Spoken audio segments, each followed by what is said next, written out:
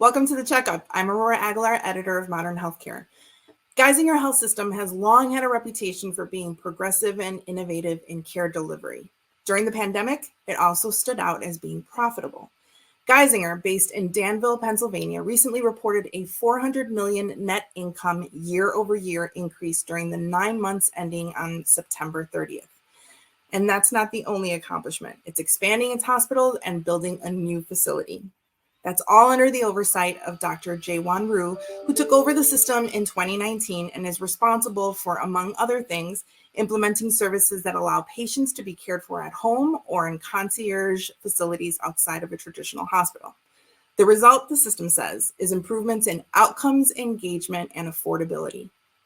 With us now to talk about some of these strategic moves is Dr. Ryu, President and CEO of Geisinger Health. Welcome to the Checkup, Dr. Ryu. Thanks for having me, Aurora. It's always good to see you. Of course, likewise. So let's talk about how you're choosing where and how you'll meet patients in order to best achieve these outcomes that you want. What kind of data and research are you using to drive decisions on growth and expansion? And what can other systems learn from that? I think it really comes down to assessing which kinds of populations and what your communities need as far as services. And that's how we try to orient ourselves. I think being both a payer and a provider of healthcare, we end up focusing on populations. And we know that our areas in central and northeastern Pennsylvania, we know that some of them, it skews a little bit older, it skews a little more rural. And as a result, we know that the care model needs to be accommodating of those dynamics. So what we've said is if the first century of Geisinger was all about building big buildings and facilities and hiring great people and having state-of-the-art technology and expecting people to come to it, we think this next chapter is all about building clinical programs, capabilities, and meeting people and communities closer to where they are. And we think that's in the home. We think that's in the community. We think that's where people live and work. And oftentimes that's not these big campuses with hospitals and so forth. Now, don't get me wrong, we're still going to have to invest in these programs on our big campuses and continue to grow those because people will always get very sick and they'll need those high-end tertiary services. But at the same time, we know that what really improves health is when we can bring those services and capabilities closer to where people are. So as far as listening to the community and sort of identifying what the populations are and what they sort of need, what kinds of conversations or feedback are you getting from them directly to be able to identify things like what we're going to talk about in the next question, which is very specific service lines or services that they might need? Yeah, so I think for us, like many other health systems, it starts with a regularly done community needs assessment. And so we do start there.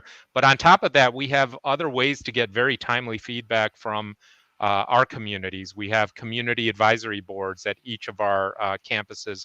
We also have our patient experience and feedback where I think our communities keep us honest, which is exactly what they should do, and let us know when access isn't where it needs to be for certain services. I'll give you a great example. Behavioral health. I'd be the first to admit that we have not done a good job keeping up with the demand there. It's an unfortunate truism that even within COVID, I think, that demand has even skyrocketed. And so that's been one where we know we have to expand capacity, not just on the facility side, but even on the outpatient side, making sure that there are programs to keep people out of hospitals and to make sure that their behavioral health needs are met. And so I think we keep a close ear to the ground, if you will, through a variety of factors to make sure that we're meeting the needs of the communities that we serve. And with that in particular, with behavioral health, did you enter into a partnership with Arcadia so how are those decisions being made about whether you decide to provide it yourself or through a partnership? Yeah, I think there are some areas where you can't try to do everything and you can't pull off everything all at once, because I think by doing that, you run the risk of not doing anything well. We're big fans of looking for partners where we can find folks who bring capabilities that may be complementary to what we have. And so while we've had great behavioral health capabilities over the years, we know that there's still a lot more to do. And we also, when we identified a partner like Acadia, recognized that there are folks who can do inpatient and running behavioral health units where that's not a hobby for them. That's what they do all day long. And so we saw that there's a potential there to leverage that capability of theirs and bring our providers and our care model into the mix to supplement that. And we think that's the fastest and most effective way to bring the right services to bear. You know, the other thing that I forgot to mention on the prior question is we have another tremendous input that gives us feedback into the kinds of services that our communities and populations need. When we have our own health plan, we know through the claims data where folks are going and where they feel like their needs aren't being met through our own delivery system. And so that also informs where we want to invest more resources to make sure that we're bringing a comprehensive delivery system for the communities. So the one of the big investments that you're making in the next year is you're planning a $180 million freestanding ortho center, which is supposed to start construction next year. So how does orthopedics play into the bigger growth strategy for Geisinger? Yeah, so if you think back to the earlier comment about starting with your population, starting with your community, and I referenced the fact that we do skew a little bit older as far as our demographic, and we know when we project that out over the next decade, we do have an aging demographic. And so when you think about the care model of folks 65 and older, and as that demographic continues to age, I think the what I'll call the wear and tear specialties, things that tend to disproportionately plague those who are older, we know that the needs for those things will go up and probably by a considerable amount. One of those is orthopedics. You know, bones and joints, these are wear and tear parts of the body. And as people age, the needs become more severe and more pressing. So we think there's a huge, huge need that's out there that and we've had great programs over the years that we can further grow. And whether it's our destination care program with employers like Walmart and others, we've been pretty successful with doing sort of procedures in a very efficient way. And joints would be a good example of that. So that's been part of the thinking behind why we're investing in that new facility. The other is, you know, there's significant amount of these procedures where we think it actually can generate its own scale by being in its own standalone unit. And we know that when you have dedicated units like that and teams are used to working together and having that continuity of teamwork, as opposed to mixing and matching depending on the day and the OR and so forth, we know that good things happen for patients. And so for a variety of reasons, you know, this made all the sense in the world for us.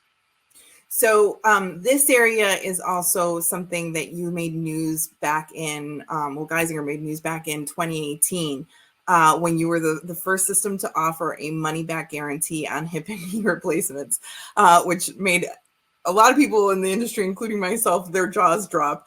And those procedures have historically been a major driver for ortho centers. So how is that type of agreement or any kind of value-based fee-for-service type of model going to play out in this facility? You know, and you referenced it, the value-based payment models. For us, historically, we have always done better, and that means our patients do better when we're in those kinds of payment models. And the extreme example is when someone is on our own health plan, and we have accountability and responsibility for the total cost of care, and we truly manage total health. But even within programs like BPCI or the bundle payment program through CMS, we know that when we do procedures, and I referenced the Center of Excellence program with the destination with certain employers that are out there, we know that when we have these bundled payments and really take responsibility over the entire episode of that procedure, we're incented to make sure that things are done right the first time and that there aren't things like readmissions or complications that bring people back into the hospital. Also, that we're managing their pain effectively so that they're not coming back to the emergency room needing those things addressed. And I think the extrapolation of that is the money back guarantee that you referenced, and it's been in partnership um, where with one of the equipment manufacturers where we feel that good and confident about the ability to be precise with the procedure, to get the best possible outcome, and to have the follow-up services so that patients don't feel the need to have revisions or other complications resulting from that procedure. And so we're still, fairly early. I think it's a few years in, but it's been going great so far. And I think the other advantage of doing programs like that is it keeps you honest. It makes sure that you're reinforcing your game and ensuring that you're taking the right steps that keep the patient healthy, as opposed to sort of a one and done episodic mentality. It really makes you think more longitudinally, which is, how we all like to think as when we're patients. And so it forces our organization to be mindful of that as well. What's that meant for you as far as people sort of cashing in on that promise, especially considering that, knees and hips can sometimes, I forget what the phrasing is, but one is ow and the other one is wow, right? Like, so it's like the fact that there's always going to be problems with one of them. So how are you sort of maintaining that promise while still making sure that patients are realistic about what their outcomes might be? Yeah, I mean, I'm knocking on a lot of wood here, but we have not had an issue so far. I mean, there are always things that come up, but I think if you manage them in a timely fashion, get ahead of things, and again, focus on doing the procedure correctly the first time, and have the machinery to effectuate that. And we're lucky to have that partnership with Medacta where we do that. I think these procedures and the technology is such that the outcomes stick for quite some time, and so we have not encountered too many issues with that, and we don't expect to going forward.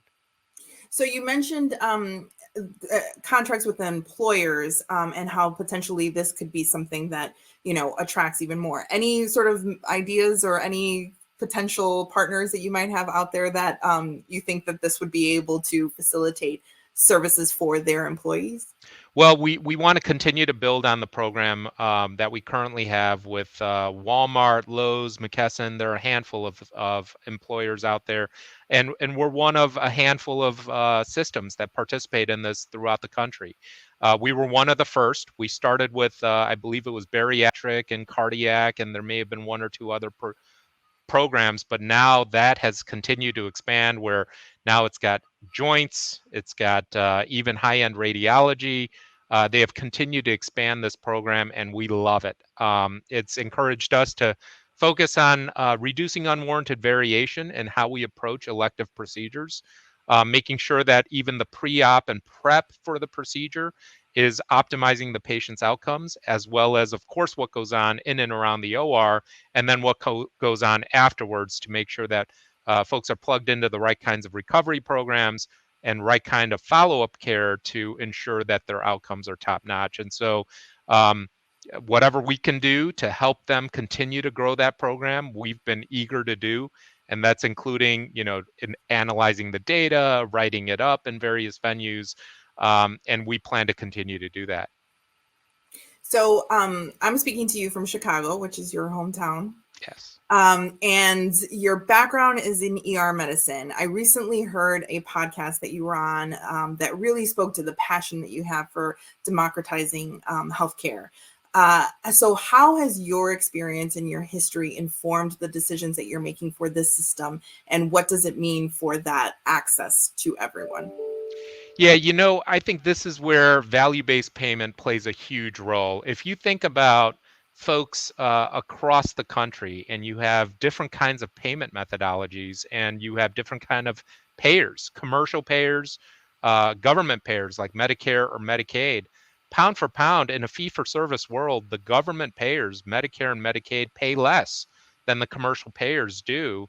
And what that often could lead to is that folks who are covered through those programs, they don't quite have the same kind of access that others might. In a value-based world, I think the providers and others who are focused solely on improving health, as opposed to unit reimbursement, it frees up the care model so that you can focus on things like social determinants of care or primary care, keeping people healthy out of the ER, out of the hospitals, taking care into the homes.